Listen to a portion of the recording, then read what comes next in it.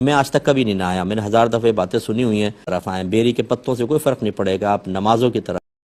یہ کہتے ہیں کہ سنا ہے کہ 15 شعبان کو بیری کے پتوں سے نہانا چاہیے تو بیماری وغیرہ نہیں ہوتی، یہ معروف ہے، تو یہ اکابرین کے معمولات میں آیا ہے، اگر کوئی کرنا چاہے ٹھیک، نہیں کرنا چاہے تو کوئی مسئلہ نہیں ہے۔ ہمارا ایک بہت بڑا المیہ یہ ہے کہ آپ قرآن کی واضح آیات سنائیں جس میں اللہ تعالیٰ کا فرمان ہے، حدیث سنائیں جس میں نبی کریم صلی اللہ علیہ وسلم نے واضح چیزیں بیان فرمائیں۔ ہمارے قلوب پر ایسی چیزیں اکثر اثر انداز نہیں ہوتی، خاص طور پہ جس میں کسی کام سے منع کیا گیا ہو، جھوٹ سے، غیبت سے، حرام کمانے سے، مختلف قسم کی زینت، ناجائز زینت اختیار کرنے سے۔ ہم ایک کان سے سنتے ہیں دوسرے کان سے نکالتے ہیں،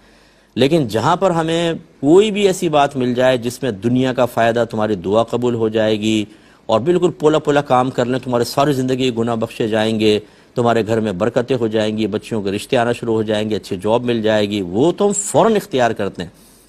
تو یہ ہمیں اپنی طبیعت کو بھی دیکھنا چاہیے کہ کیوں ہماری طبیعت ایسی ہو گئی کہ ایک عام آدمی کوئی بات لکھ دے تو ہمارا قلب اس کی طرف